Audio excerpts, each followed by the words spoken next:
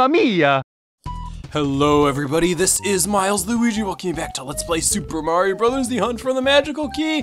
We are getting closer and closer and closer into the center of Dr. Wily's castle, and you need proof that we're getting closer and closer and closer to the center of Dr. Wily's castle.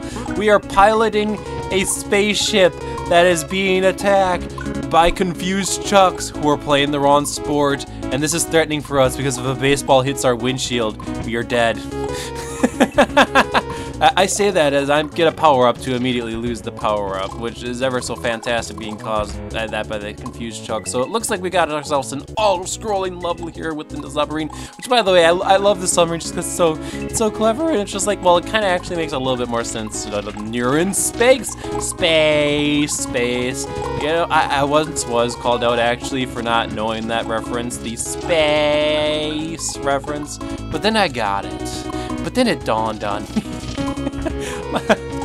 Oh boy, Miles. Hey, cool, I can actually see big Luigi inside of the submarine this time instead of little Luigi. Did we have Luigi last level that we were in here?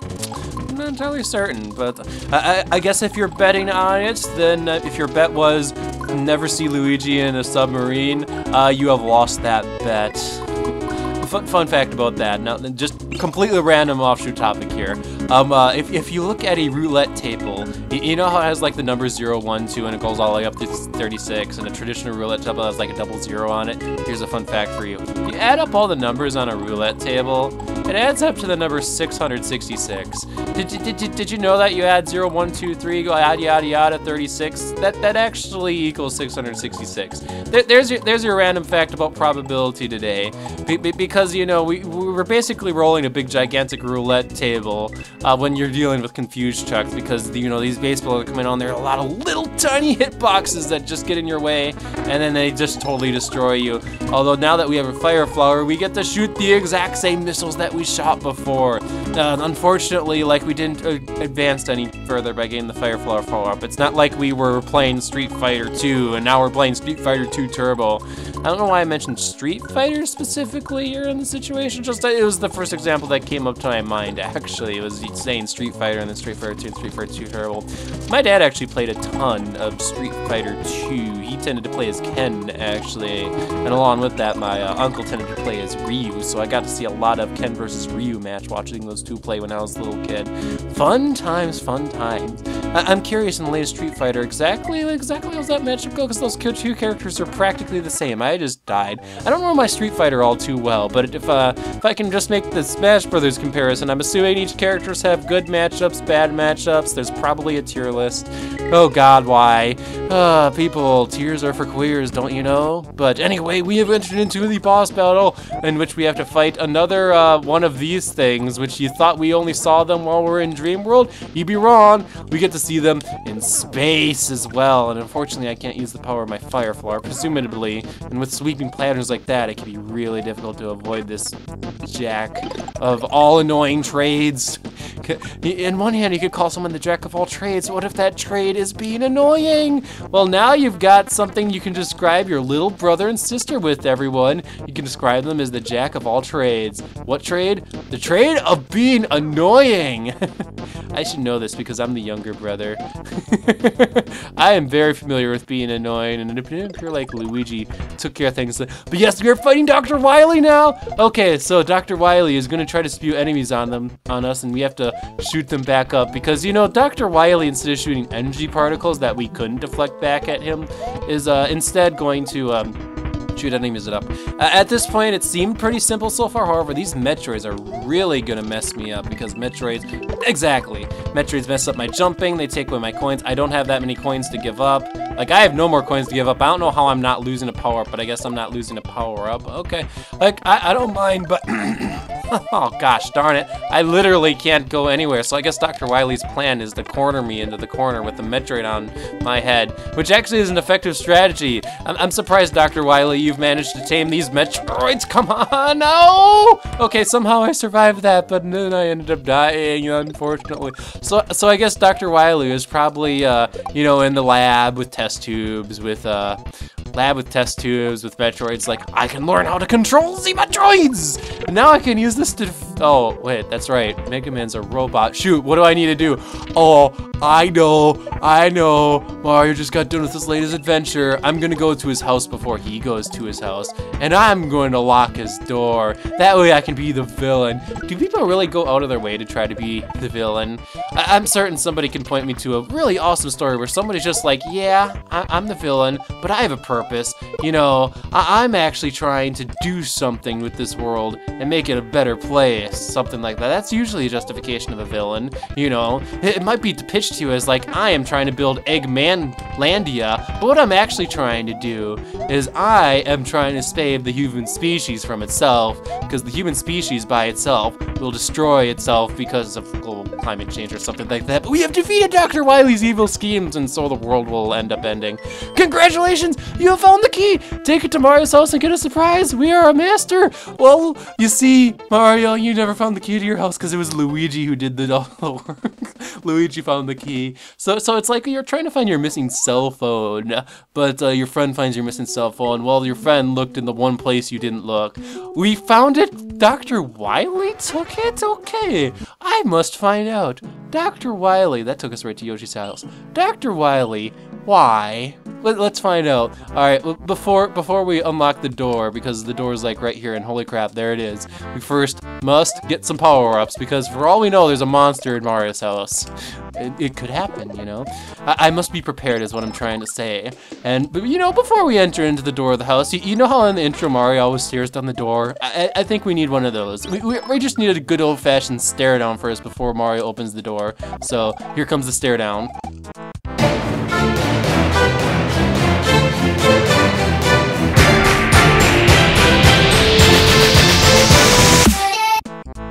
Here we go, and into the house we go, where it's the credits! So we get to learn all the things that went into making this Mario ROM hack, Super Mario Bros. The Hunt for a Magical Key by Alex. No, I didn't know you had a set of credits inside of your house, Mario, but here we get to see everyone who assisted with this project alongside Alex No, our main designer. It was made for Super Mario World Central, and now we get to learn a whole bunch of stuff that went into this ROM hack.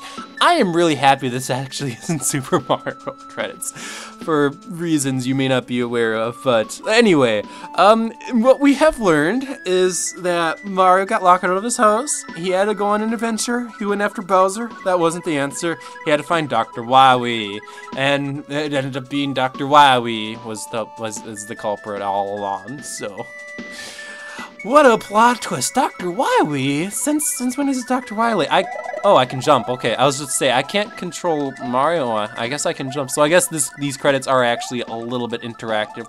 I will say one thing: the Symphony of the Night font is not a particularly easy to read font. It's one of those glamorous fonts that are going to be used for like titles and I guess file select screens, but I digress, because this is my chance to say what I thought of Super Mario Bros. The Hunt for the Magical Key. This ROM hack was fun. It was fun. In terms of just raw design decisions, like there's definitely good design here, but this ROM hack is definitely having a little bit lacking in cohesiveness. That is, it went from one thing to another, to another, to another. It felt like a lot of, like, what's the best way for me to describe it? A lot of different levels thrown into a blender at times, certain things, and the different games that inspired the different levels, so it didn't necessarily feel like it fit completely as a cohesive feature. It's like a ROM hack that got glued all together, all things considered, but the design itself is phenomenal all throughout. And Alex, no, your level design skills are very, very good. Like, you got me frustrated at points, but you didn't over-frustrate me. And another Star Road. Okay, what does this Star Road do? Well, Luigi, you must investigate, because Mario made it to his house. And if I got locked out of myself and had to go on an adventure, you know what I would do? I would sleep and take the day off. So Mario's gonna take the day off, and it's now Luigi's job to find out that there is a special world, World 10, where there's a McDonald's logo, and you know what? We've got some time. I was actually worried this is gonna end up being a short episode. So the door to Mario's house gave us some credits, and it unlocked a secret star world where we can go out and take on World 10-1. If it wasn't for the fact that Mario has so many freaking lives, I'd actually be half tempted to just kill him off and let Luigi do the extra levels. Actually, I may end up still doing that. Although, God, I need to reset the game because, you know, Luigi has way too many lives. You know what, though? I am totally going to do that. I can't exit all the levels because I've already beaten it. Shoot. Okay, space time rewind this. Space time rewind this. Okay, so what we need to do... I saved, right? Well, I have save states. Okay, we're gonna reset the game. All right, here we go. Fast forward this. We're at 103. There's 120 exits in this ROM X. So Mario has 5 lives, right? Oh shoot, I've hit the 1-player game. Darn it, I'm messing up my own strategy. Okay. Oh darn it, I hit load state. I need to quit. I need to quit being in such a hurry here. Okay, here we go. So we're gonna play Mario A. 2-player game. Okay, now that we've done that, we need to figure out an easy way to kill off Mario. I'd imagine there's an obstacle at 1-1. Yes, there is. There's a Koopa Troopa. All right, perfect. Now the next thing is let's see here. That's the button that I keep accidentally pressing, except the one time I want to use it. There we go. Perfect. Now that I've done that, I need to find some way to innocently get Luigi back control to Mario, and the easiest way for me to do that is for him to enter a level, such as level 1-1. There we go. And now that we've done that, start select out a level. Here we go. Kill off Mario. But the thing is, I want Mario dead on his own house. Shoot. Shoot. Shoot. Shoot. Aww. Okay, everyone, we're just gonna pretend Mario's on his own house. Here we go. Oh, wait. Shoot. Okay. Does this game over have a fancy animation? I didn't add that. I did not add that. That's clever, Alex. No. Okay. Alright, so here's our mind cannon. Mario found the door to the entrance of the house. He's taking the week off. And now Luigi's like, what about this star in the backyard, bro? And Luigi, go investigate it. I need a break. The princess is gonna get kidnapped next week, you know. So, Luigi's gonna be tackling on Special World for us, everyone, because Mario gave up. He didn't really give up in this circumstance. He found the door to his house. He's taking a week break. He totally deserves it, you know? He's like, I did my job. I got into my house. Finally. Give me a break, Luigi. Okay, yeah, bro. I'll go check it out. So Luigi's gonna go now check it out. And we're gonna take on Star Road with Luigi. Alright, we've already seen the beginning of this level, so let's go ahead and take on World 10-1. What exactly happened to World 9? I suppose World 9 was technically Dr. Wily's world, so it just... Wait, no, was that still labeled? I need to double check those labels. No, I think they're not. I forgot, but since we have a clear flight path here, I can start a flight here, and that could end up being potentially useful. I'm seeing a little bit of the design here that almost seems like it's made for flying. I'm seeing some areas up here, so let's go ahead and take a look at what's up here. Ah, Dragon Coin. Okay, so it's not alternative path extravaganza where I need super amazing flight skills and like to make sure you have a cape, you have to use flight skills to get up to there. Not quite. But it appears our path through the forest is going to take us into the next forest. I have a hunch. I always talk about this game and mishmash of level designs. I have a feeling 10-1, this is supposed to be like the super hard World 1 level. You know how in Yoshi's Island you have like the secret and extra levels? Well, just extra levels if you're playing the original. And like, they were sometimes, not entirely, but usually they carried some of the themes of that world, but they were a super hard level. I'm thinking that's what's happening here. Oh, that was a cheap trick. I get the star so I can't hop off of enemies anymore. Sad days, and because I can't hop off of enemies, I can't make that jump all so easily. So, the star it's a trap. And oh, now that I don't have a cape, this could end up being quite difficult. But I think I can survive this. I think I can get through this without any problems here. It's not like I need to hit the labs and study and practice and practice and practice and practice over and over and over and over again. Now you see, if I was gonna take this game, Super Mario Bros. The Hunt for the Magical Game, and somehow bring it to ADDQ, SGDQ, well, if I had to do that, like I'd be streaming this game every day. I'd be practicing a speed run of the game and be like, yes. And then it comes to SGDQ, and chances are my game comes up at like 4 in the morning when no one is watching. It's like, I'm gonna play a ROM hack for everyone here. It's Super Mario Bros. The Hunt for the Magical Key. Yes. But anyway, we have made it through that forest section there, and our forest section takes us to the flagpole at the end of the level. So there we go. I feel like treating you guys today. I thought that was going to be the end, but let's go ahead and just have Luigi go ahead and take a meander into 10-2. Okay, so this isn't a McDonald's logo. Okay, why do I keep pressing that button? Okay, instead it appears like we have entered into Super Mario Bros. 2 land! Like, literally, so that means we can pick up vegetables, which make bullet bill sounds, by the way, I never knew that, and start throwing it at some enemies. There we go, just like that. Can we pick up the Shy Guys too? Yes, we can. Now, do the Shy Guys... I died. Do the Shy Guys... Ooh, shoot. I am pretty terrible at my save state handling today, everyone. I apologize. I am normally much better with the save state, load state buttons for you guys. Okay, I forgot. I lost my train of thought. I was gonna say something about Super Mario Bros. 2, and I forgot.